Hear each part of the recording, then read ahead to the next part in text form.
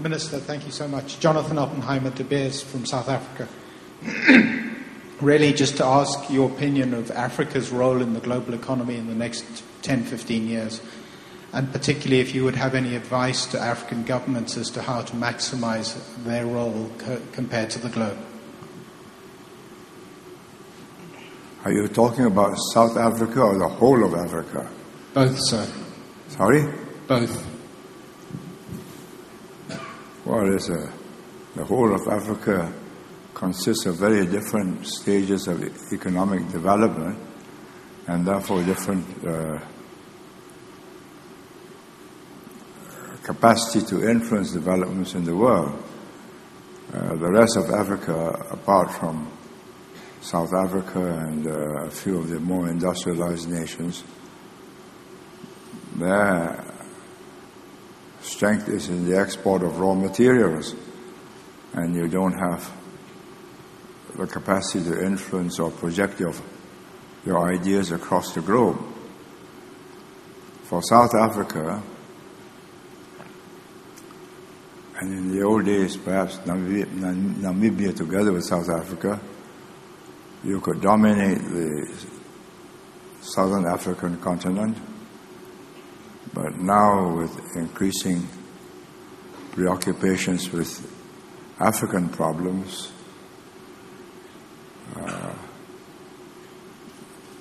I think your interest in world affairs is no longer what it was. I mean, in the days of apartheid, you had to be interested in the world because of the gathering momentum against apartheid. Now nobody is for or against the new government of President Jacob Zuma. So South Africa continues in its own way to grow itself into a developed state. Thank you. Yes, the gentleman at that table. Good evening, former Minister Mr. Lee. My name is Anselm Chu from Global Youth Congress in Singapore. I'm born in the year of 1967. First of all, I'd like to, on behalf of many of my friends and even the youth leaders in Singapore, I'd like to thank you for all your good governance and also wish you very good health. And the young people in Singapore, especially and in the region, has always looked forward to a rise of Asia. And in the course of my work, many young leaders have expressed that they hope one day Asia will become truly a power in the world and has a big role to play in the world. So may I ask you, in your perspective, when do you think this could be possible? Because right now, the economic power of Japan and the rising China and India, these are all in economic sense. When do you foresee will be a time where the Asia bloc can truly have equivalent or perhaps a more equitable political power in the world, especially in the United Nations? Why do you believe there's an Asia bloc? I don't believe in that. Okay, maybe let me rephrase it. Not so much the Asia bloc, but rather, the collective Asian countries. Yeah. No, I do not see a coalition of Asian countries with the same objectives. I think India and China has got more preoccupations with each other than with the rest of the world. And it goes also for a lot of other countries. If you look at the disputes over the border that arose after the 1962 clash, Arunachal Pradesh is still not settled. And I think that's high on the agenda of both India and China. So I do not see a confluence of forces that will make Asia act as a bloc. It's just not possible. It's as if you're asking Latin Americans or Africans to act as a bloc, which has not happened and will not happen. Okay, thank you, sir. Do you think there's any scope for an a tighter economic bloc amongst Asian countries, a bit like the North America Free Trade Group, or indeed the European Union began as a trading bloc. Yes, but who do we sign up with? South Africa? Or the whole of the African continent? Or individually? And there are over 50 countries, of whom probably about a dozen are worth having free trade agreements with. And of course, Singapore already has free trade agreements itself with all of the major countries. It will not add very much to the volume of world trade because they are exporters mainly of raw materials, and the trade is with China more than any other country. The Chinese need the raw materials, and they're there in strength and building roads, bridges, railways in return, convention centers, even palaces for the presidents.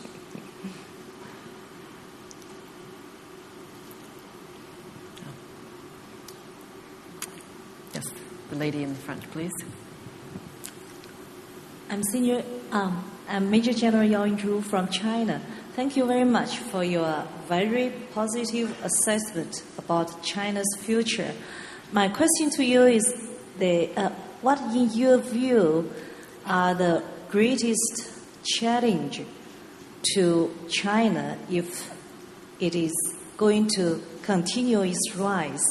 And what are your advice to China to face and overcome the obstacle, to face the challenge and overcome the obstacle? Thank you.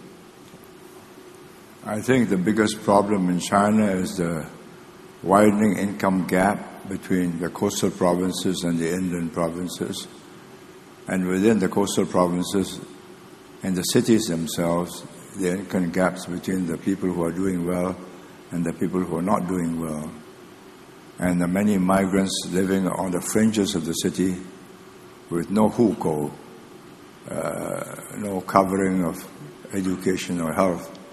So they are an underclass around every city, and every city needs them for the construction industry.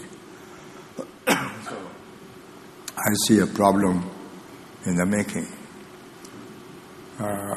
Advice? I'm in no position to give China advice.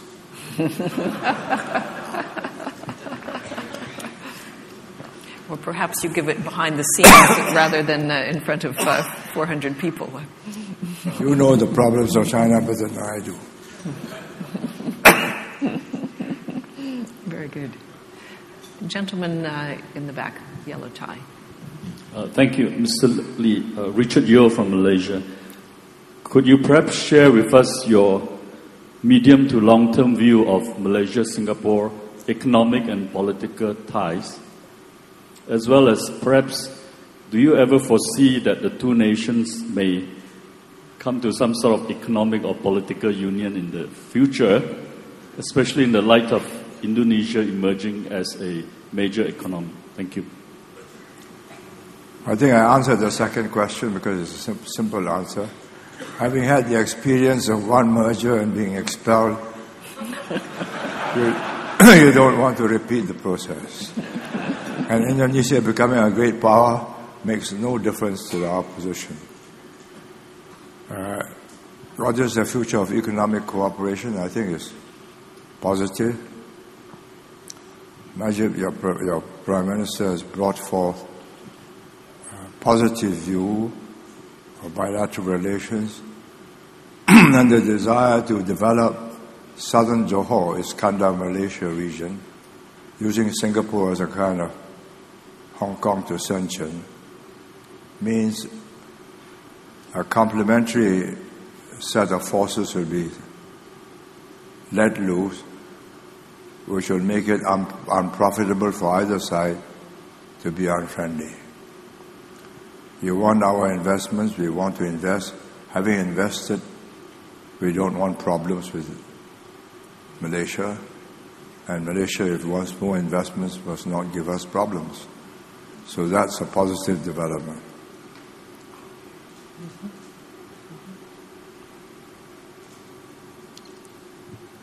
There's a gentleman there, and then we'll go to the one in the middle. Mr. Lee, those of us who come to Singapore often and for many years are astonished by the city and how it's developed. It really is astonishing. And if we look through the next 10 years, what do you see as the 2 or 3 main priorities that Singapore should focus on to continue to astonish us by its development? Well, what are the reasons that brought us here? One, good governance, anti-corruption, meritocratic, and pragmatic. Going forward, if you drop out any of those 3 factors, you will lose your momentum.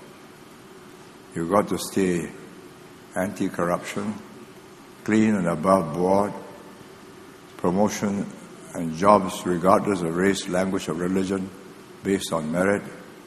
And thirdly, as I've said, a fair and share between all races and peoples. This is a diverse society. If you have fast growth, and the growth is confined only to one section of society, particularly the Chinese, and the Malays are left behind, I think it's not sustainable. So it is in our interest to maintain national solidarity to ensure that there is a spread of the wealth that comes with growth to the disadvantaged in the population. I think Singapore could give some lessons to some of the African countries in the Middle East who are trying to achieve this Arab Spring with racial differences being undercutting a lot of the political discussions that are going on. Let's see, there was a question, yes, over there. My name is Pongsak Kundakul from Sasin of Chulalongkorn University, Bangkok, Thailand. I have one simple question. I come from a different generation. I read so much about Your Excellency, so I would like to know what sort of thing you like Thai people and ASEAN community to remember you. Thank you. I have no desire to have them remember me, and no desire to have them particularly remember me for anything. I've got a job to do for Singapore, which is to maintain growth, and a fair distribution of the growth and good governance, and to maintain good relations with our neighbors. That's my duty, and that's what I've been trying to do. And I think many of us would say Singapore is your legacy. We're all enjoying it. Yes, sir. Ma'am, Zainal from Temasek. Earlier today, we had lessons in history and geography in the exchange between Professor Kishore Mahbubani and Honorable Mr. Howard. That was in the context of Australia in Asia. But I'd like to ask you a question on the question of history and geography, but in the context of Singapore's relations with its immediate neighbors, emerging China and India, and America.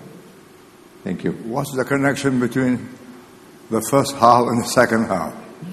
I would like to see how you see the question of history and geography and how Singapore sees relations with its neighbors and with the emerging China and India. Well, it's not a zero-sum game. As China and India grow, what we have to do is to ride on their growth. But that does not mean we lessen our interest in either Japan or China or America or South Korea, or Australia, or New Zealand for that matter. It's not a zero-sum game. The more trading partners and investments we have from these people, the better for us and better relations between us and them.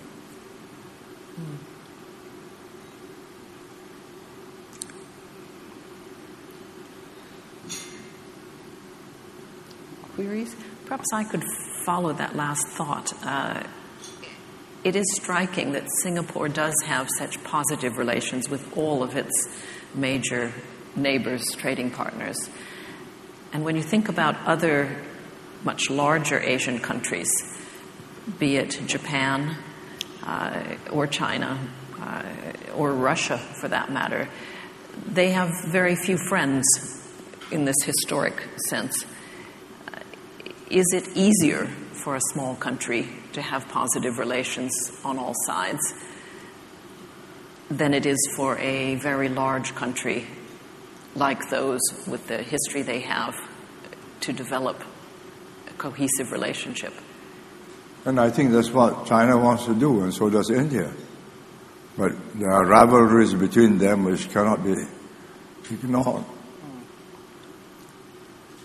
Between China and Russia, I think there's very little conflict of interest now. They've settled the borders across the Amur River. I'm not sure if that's the end of the story, because the Russians have co-opted large parts of Siberia, which used to belong to China. Their population is not growing, and the Chinese population is moving in there doing business. So demography will create a problem later on. As for India and China, I told you about the northern borders. It will not be settled for a very long time. So big countries have big problems with each other, which are not easily resolved. I think you may have answered the audience's questions. They've certainly ranged far and wide, from nuclear weapons to problems in Africa to the future of Singapore. And I think we've all benefited greatly from your advice and understanding of all of these things. And on behalf of the audience, and certainly on behalf of myself, thank you so much for giving us this opportunity to ask those questions. Thank you.